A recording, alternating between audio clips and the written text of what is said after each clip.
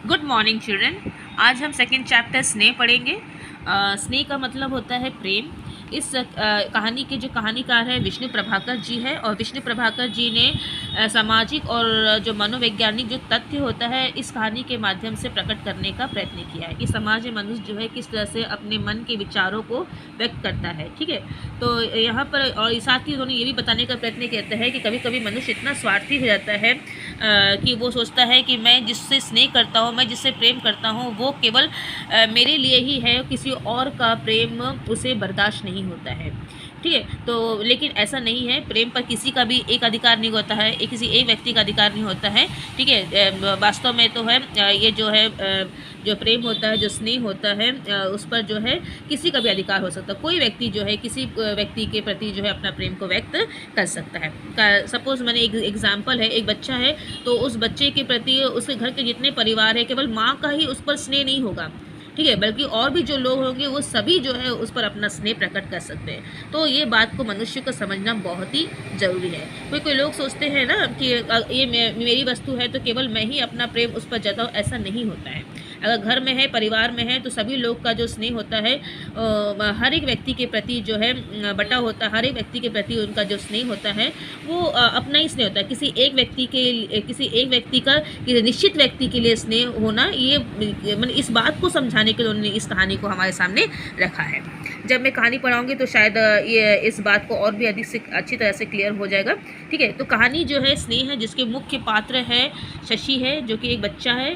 ठीक है, जिसका नाम है शशि है, और उसके माता पिता जो है वो उनका देहांत हो चुका है। वो अपनी ताई के साथ रहता है। ताई मतलब जो बड़ी माँ होती है उसको बोला गया, जिसका नाम है निरुपमा, और उसकी चाची भी है जिसका नाम है उमा, और जो चाचा है उसका नाम है अमूल्य, और अमूल्य और उमा का एक बेटा है जिसका नाम है अशोक। तो कुल मिला कितने पात्र हो गए हैं? 4 पात्र हो गए, शशि को लेकर 5 हो गए हैं। ठीक है, पहला है निरुपमा जो कि उसकी बड़ी मम्मी है, जिसको वो ताई करके पुकारता है। जो चाची है जिसे वो उमा करके बुलाता है, उमा चाची करके बुलाता है। हाँ ठीक है, और चाचा जी है जिसका नाम है अमूल्य, और उमा और अमूल्य का जो बेटा है उसका नाम है अशोक, मतलब शशि का कज़न ब्रदर।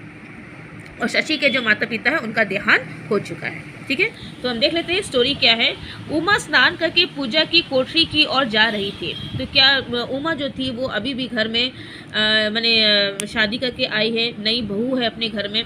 ठीक है, अपने ससुराल में। तो क्या दिखाया गया है कि वो सुबह सुबह उठी और वो स्नान करके वो पूजा की कोठरी में जा रही ताकि वो पूजा वूजा कर सकें। ठीक है, उसने देखा कि शशि की कोठरी में से 2 आंखें बड़ी उत्सुकता से उसकी ओर ताक रही है। तो क्या देख रही है कि उसको मालूम है कि बच्चा भी रहता है, और कोठरी में ना उसका कमरा जो उसका रूम है शशि का रूम के अचानक उमा की जो दृष्टि है वो शशि की कोठरी की ओर जाती है, मैंने कहा शशि के रूम की ओर जाती है। और तब क्या देखती है कि उसको दिखाई देता है कि 2 आंखें जो है बड़ी उत्सुकता, मैंने बहुत ही जिज्ञासावक, ठीक है, जो उसकी ओर ताक रही, मैंने उमा की ओर ताक रही है। ठीक है, उसने उससे रहा नहीं गया, उन्होंने उमा से रहा नहीं गया, मैंने वो चले गई वहाँ पूछने कि क्या बात है, तुमको कुछ चाहिए कि नहीं। ठीक है, वहाँ जाकर पूछा क्या कहते हो शशि। ठीक है, वहाँ गई, उसके पास गई और जाके पूछने लगी शशि को कि क्या चाहिए शशि, तुमको क्या चाहते हो, कुछ तुमको बोलना है मुझे। शशि काँप उठा जैसे ही उमा उसके पास पहुंची और उसको पूछने लगी कि तुमको मुझसे कुछ कहना है, तुमको कुछ बोलना है। तो शशि जब बिल्कुल डर गया, ठीक है, और बोला नहीं कुछ नहीं कहना है। तो उमा ने फिर कहा बोलो हम आ गए हैं, क्या कहते हो।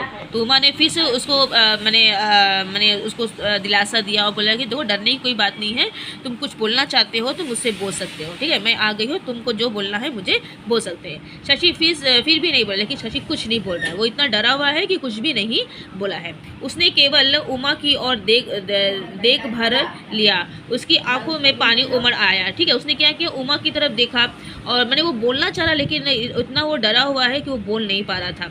और उसने तभी उमा क्या देखती है कि उसकी आंखें जो पानी से भर आई। ठीक है, पानी मैंने वो रोने लगा। उमा कतार हो गई मतलब है उसको बहुत दुख हुआ कि छोटा सा बच्चा है जो अपनी भावनाओं को मेरे सामने व्यक्त ही भी नहीं कर पा रहा है, अपने दुख को, अपनी पीड़ा को अपने अंदर ही रख पा रहा है, लेकिन मुझे नहीं बोल पा रहा है। तो ऐसी क्या समस्या है कि शशि इतना डरा हुआ है, वो सोचने लगी। ठीक है, उसने कहा तुम रोते क्यों हो बच्चे। इस बार शशि बोला चाची तुम चली जाओ, नहीं तो ताई आकर मुझे मारेगी। तो फिर उमा ने उसको पूछा, क्या बात है शशि, तुम क्यों रो रहे हो, मुझे क्यों नहीं बता रहे हो अपनी समस्या। तब शशि बोलता है कि चाची तुम यहाँ चले जाओ, अगर ताई ने मुझे तुमसे बात करते हुए देख लिया तो मुझे बहुत मारेगी। कहने का मतलब है जो निरुपमा थी, जो उसकी ताई थी, वो अपनी ताई के साथ ही रहता था। निरुपमा तो अभी शादी करके आई थी, तो निरुपमा ने उसको बिल्कुल भी अलग रखा था। वो उमा के साथ में उसे मिलने नहीं देती थी, ठीक है। और बहुत ही डिसिप्लिन मैंने बोला जाएगा, बहुत ही सख्ती से उसने शशि का वो लालन पालन कर रही थी निरुपमा। निरुपमा नहीं चाहती थी कि कभी भी उमा जो है शशि के साथ में बात करे, इसलिए वो हमेशा शशि को जो है उमा से दूर ही रखती थी। और कभी भी अगर वो उमा से बात करने की कोशिश करता था शशि, तो फिर उसको वो निरुपमा जो है उसको मारती भी थी, ठीक है। क्यों मारेगी, तो शशि उसको तो उमा उसको पूछने लगे, बोले क्यों मारेगी, बोले ताई तुमको, तुम तो मेरे से बात कर रहे हो और मैं भी तो इस परिवार की सदस्य हूँ। उमा बोलने लगी बात, मैं तो तुम्हारी चाची हूँ, मैं तो तुमसे बात कर सकती हूँ, तो जो ताई है वो क्यों मारेगी तुमको, वो समझाने लगी, ठीक है। यह तो मैं भी नहीं जानता, शशि ने भोलेपन से कहा, पर ताई मुझे किसी से बातें करते देख लेती है तो मारा करती है। तब शशि ने कहा कि वो तो मुझे भी नहीं पता है कि ताई मुझे क्यों मारती है जब भी मैं किसी से बात करता हूँ, तो ठीक है। अगर उन्होंने देख लिया कि मैं आपसे बात कर रहा हूँ तो वो मुझे अवश्य ही मारेगी, इसलिए आप यहाँ से चली जाओ। ये बात शशि ने क्या किया, उमा से कहा।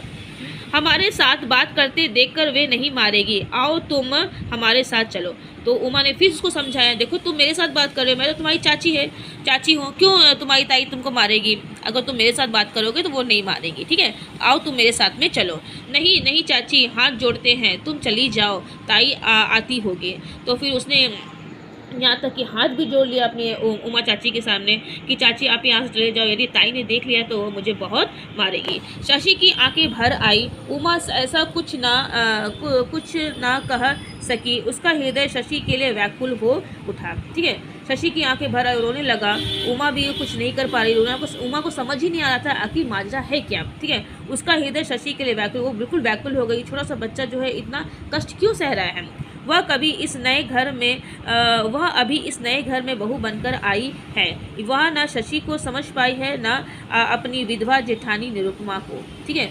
तो उमा जो है अभी भी इस घर में शादी होकर आई है, नई बहू है, वो समझ नहीं पा रही थी घर का वातावरण कैसा है, शशि के साथ में इतना इस तरह से सख्ती क्यों की जाती है।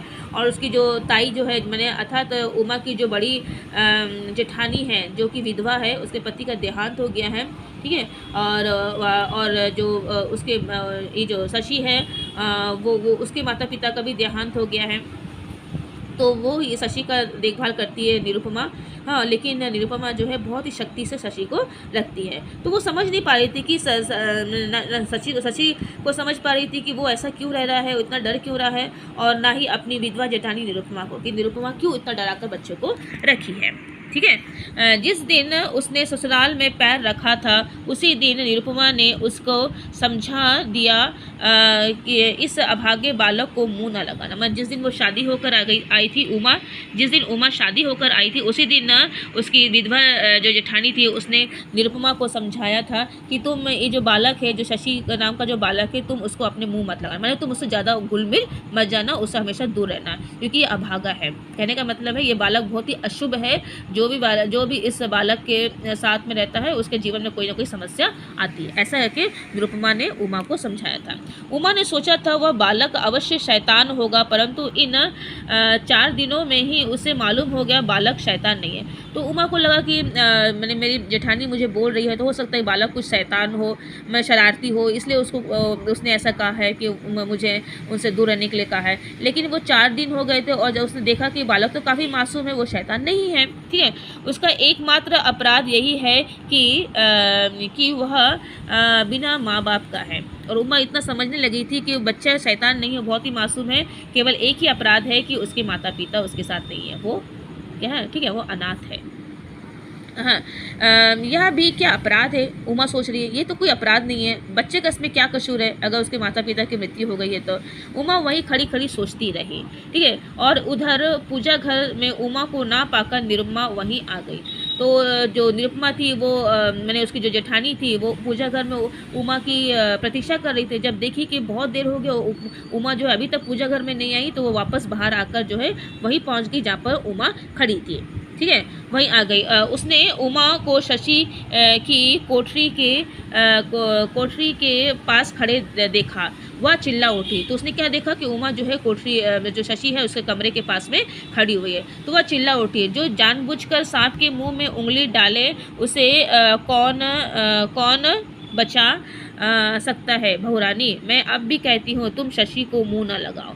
तो जैसे वो देखती है कि उमा जो है शशि के कोठरी के सामने खड़ी है तो उसको बहुत क्रोध आता है और फिर उसको समझाती है कि मैंने तुमको पहले ही समझाया है कि तुम शशि से ज़्यादा मैंने बातचीत मत करो, तो उससे ज़्यादा घुल मिल मिलो, जानबूझ कर ही तुम जो है सांप के मुंह में हाथ डालने का प्रयत्न कर रही हो। ठीक है, मैं अब भी कहती हूँ कि तुम शशि को मुँह न लगाओ। मैंने वो बिल्कुल भी नहीं चाहती थी कि उमा शशि से बात करे।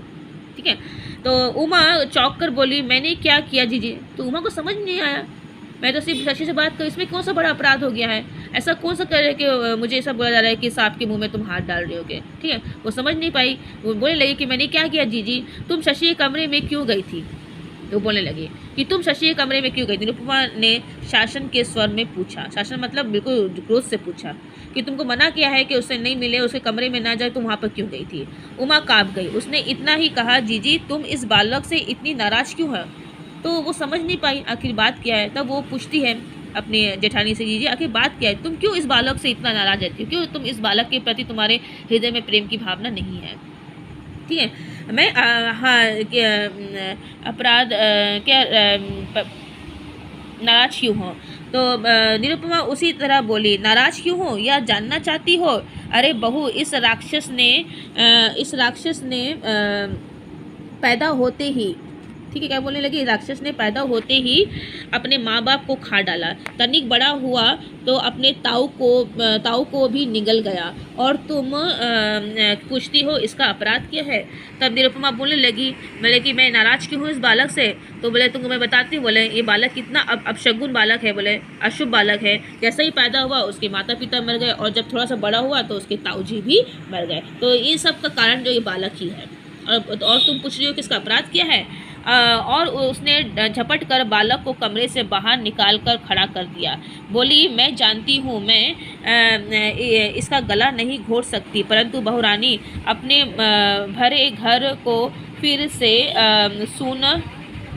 सुना करने की हिम्मत भी मुझ में नहीं है। तो बोलने लगी कि मैं वो क्या करी, फिर वो शशि के कमरे में गई और उसको झपट करके बाहर कमरे के बाहर लेकर आई और बोलने लगती है कि बोले इस बालक को तो मैं मार नहीं सकती हूँ, ठीक है, लेकिन मैं ये भी नहीं चाहती हूँ कि इसके कारण मेरे घर में और कोई अशुभ घटनाएँ हो। हुमा हत भागनी सी निरुपमा की को देखती ही रह गई, वो सरप्राइज हो गई। वो बोले सोचने लगी कि मैंने एक कैसा बोल सकती छोटे से बालक के बारे में ऐसा। ठीक है, वह ना बोल सकी ना जा सकी, वो ना बोल सकी ना जा सकी, मैंने वो कुछ बोल भी नहीं सकी और आगे बढ़ भी नहीं सकी। और दिन पर दिन बीतते गए, नई बहू अब पुरानी हुई, परंतु शशि के प्रति निरुपमा की कठोरता समय के साथ बढ़ती गई। ठीक है, अब वो दिन पर जो है धीरे धीरे शशि जो पुरानी हो गई, जो उमा थी वो समझने लगी घर का वातावरण। ठीक है, उसको समझ में आने लगा और वो देखती रही कि निरुपमा जो है और भी कठोरता से जो शशि के साथ में पेश आती थी। एक दिन सहसा करके उमा ने अपने पति से कहा आप जीजी को समझाते क्यों नहीं। अमूल्य बाबू अचरज में बोले इसलिए उमा कि वे शशि के प्रति इतनी कठोर ना हो। तुम नहीं जानती उमा, भाभी उसे बहुत प्यार करती है परंतु प्रकट करना नहीं चाहती, इसलिए वे इतनी कठोर है। तो एक दिन उमा क्या करती है, अपने पति को बोलती है कि तुम अपने भाभी को क्यों नहीं समझाते हो कि वो शशि के साथ में इतनी कठोर ना रहे। तो अमूल्य बाबू जो है अपनी पत्नी को समझाते अर्थात उमा को समझाते हुए बोलते हैं कि देखो उमा ऐसी कोई बात नहीं है, ठीक है, कि भाभी जो है शशि के प्रति इतनी कठोर नहीं है, वो तो बहुत प्यार करती है शशि से, लेकिन उनका जो प्यार करने का जो तरीका है, प्रकट करने का तरीका है, वो तुमको ऐसा लग रहा है, उसमें तुमको कठोरता दिखाई दे रही है। उमा मास्टर से बोली प्रेम में कठोरता होती है क्या। उमा बोली तो ये कैसा प्रेम है जो इतना कठोर दिखाई देता है, प्रेम में तो कठोरता नहीं होती है। हाँ होती है, जब संघर्ष होता है तब प्रेम ताड़ना में बदल जाता है। तो अमूल्य बाबू समझाते हैं, बोले हाँ होती है, बोले प्रेम में भी कठोरता होती है। जब संघर्ष होता है, मनुष्य अपने आप से ही लड़ता है तो उसका जो प्रेम जो है कठोरता के रूप में ही दिखाई देता है। हाँ नहीं, उमा ने कहा कठोरता ईर्ष्या में होती है। ठीक है, तो उमा बोलने लगी ये वो प्रेम नहीं है, वो तो ईर्ष्या है। ये जो कठोरता दिखाई दे रहा है बच्चे के प्रति, ये ईर्ष्या के कारण हो रहा है। एक दिन जब यातना सहते सहते शशि मर जाएगा तो तब जीजी क्या उस प्रेम को लेकर चाटेगी। उमा ने कहा कि जब वो यातना सहते मैंने इतनी पीड़ा को सहते सहते मर जाएगा तब जीजी क्या करेगी। ये किस तरह का प्रेम है जो बच्चों को तकलीफ़ दे रहा है। तो इस तरह से उमा ने अपने पति के सामने अपनी व्यथा को रखा और प्रयत्न किया कि वो शशि को इस यातना से बाहर निकाले, जीजी को समझाए ताकि वो बच्चे के साथ में इतनी कठोर ना हो और बच्चा का जो उम्र है और जिस उम्र में उसे पढ़ना है, खुलकर जीना है, वो उसे सब कुछ मिले। ठीक है, तो आज हम लोग यहीं तक रख रहे हैं। नेक्स्ट क्लास में हम आगे स्टोरी पढ़ेंगे और देखेंगे कि स्टोरी जो है कौन सा रूप लेती है, किस तरह से कहानीकार ने हमें ये समझाने का प्रयत्न किया है कि यदि हम किसी से प्रेम करते हैं और किसी के प्रति हम प्रेम व्यक्त करते हैं तो वो प्रेम में जो है क्या होना चाहिए आपकी वो प्रेम जो है इस तरह से परिपूर्ण नहीं होना चाहिए, उसमें ईर्ष्या नहीं होना चाहिए और उसमें जो है सरलता होनी चाहिए, उसमें कोमलता होनी चाहिए। ठीक है, तो आज हम लोग यहीं तक रख रहे हैं, आगे हम नेक्स्ट क्लास में पढ़ेंगे। यदि आपको कुछ भी प्रॉब्लम होता है तो आप मुझे ज़रूर बताइएगा। यदि स्टोरी समझने में कोई भी प्रॉब्लम हो रहा है तो आप मुझे ज़रूर बताइएगा। जब मैं लाइव क्लास में मिलूँगी आपसे तो आप मुझे अपना प्रॉब्लम वहाँ पर शेयर कर सकते हैं। Thank you, bye bye.